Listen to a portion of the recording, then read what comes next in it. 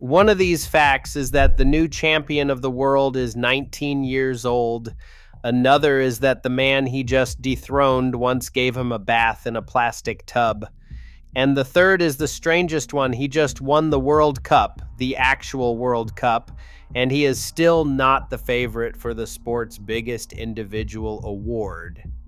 This is the story of the kid who now owns football's next decade, the file that proves it, and the one argument still standing in his way. If these first few minutes are already making you feel some type of way, do the video a solid. Drop a comment below this video, smash like, subscribe to the channel, and click the notification bell. Now, let's get back into it. Start where this channel started with him because no origin story in sports comes close. September 2007, the visitors' locker room at Camp Nou. A 20-year-old Lionel Messi kneels over a plastic baby tub for a UNICEF charity calendar, gently washing an infant whose family won a newspaper raffle to be there. The photographer, Joan Montfort, thought nothing of it. The baby was Lamine Yamal. His family hid those photos for years, and Yamal later admitted why, saying, "We didn't want the comparisons with Messi. The universe had other plans."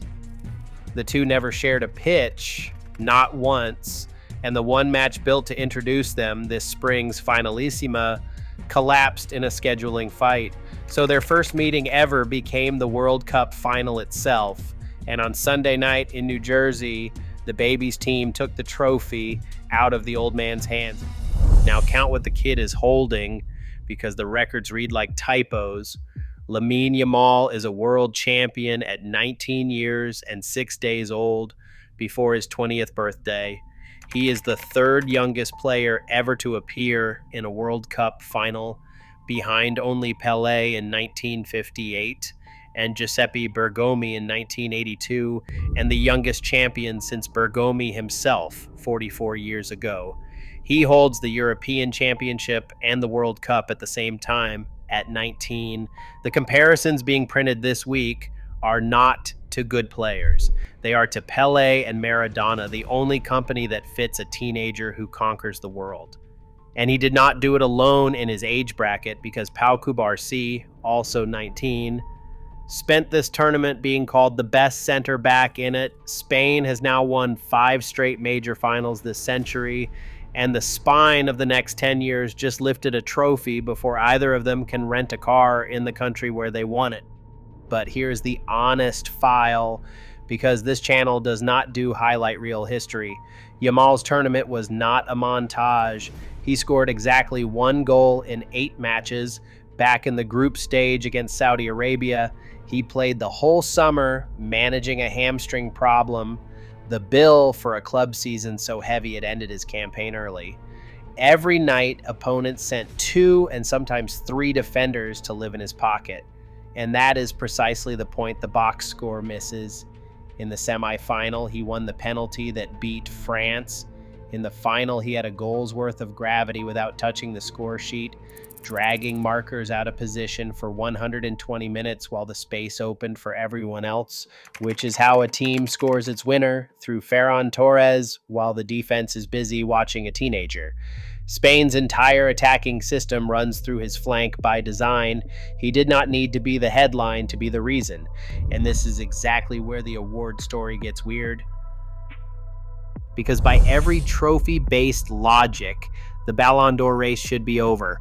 Look at his last 12 months. 24 goals and 17 assists for Barcelona, a La Liga title, a second straight Copa trophy as the world's best young player, a runner-up finish in last year's Ballon d'Or vote, and now the World Cup, the heaviest trophy in the sport, won before turning 20.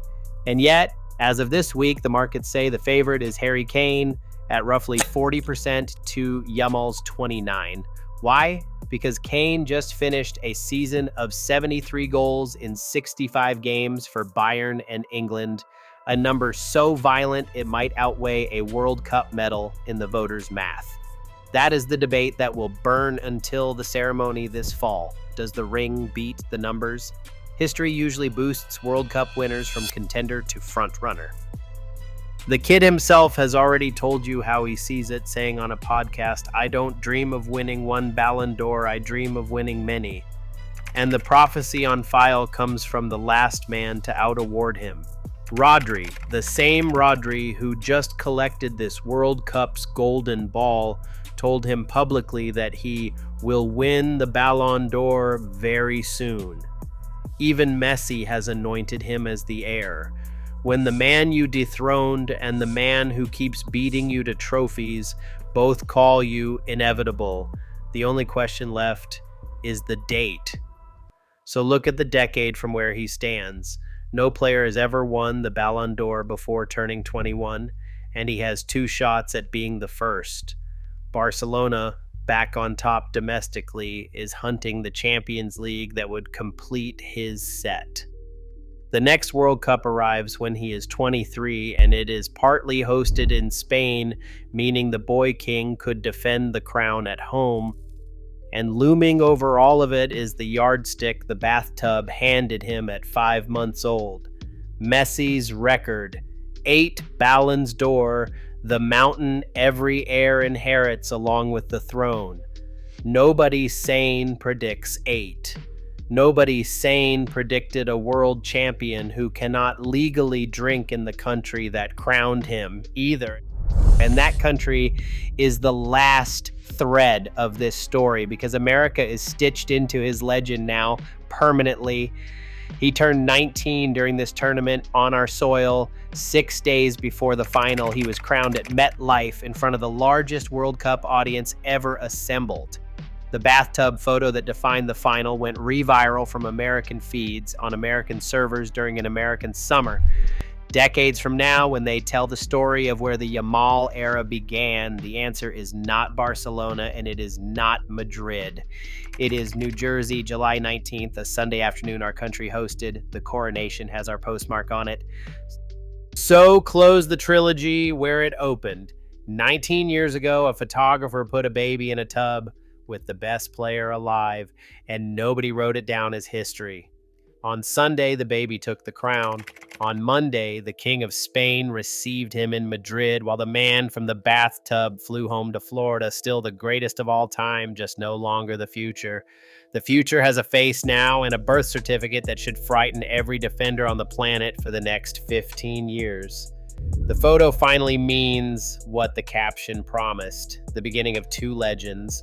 One legend's story is complete, the other one just started keeping score.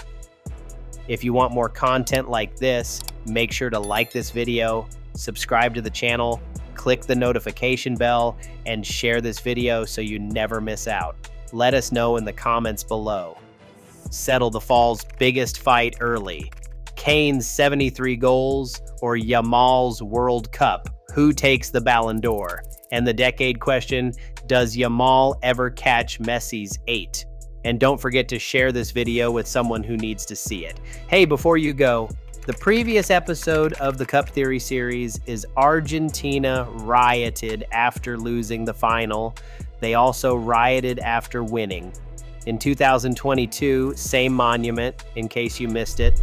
And the complete binge-worthy Cup Theory playlist has every chapter of this World Cup waiting for you. Trust me, this is one of those series you'll want to watch end to end. Every match, every meltdown, every story the big networks missed. Go watch them both right now and keep the deep dive going. You know you want to. Thank you for watching.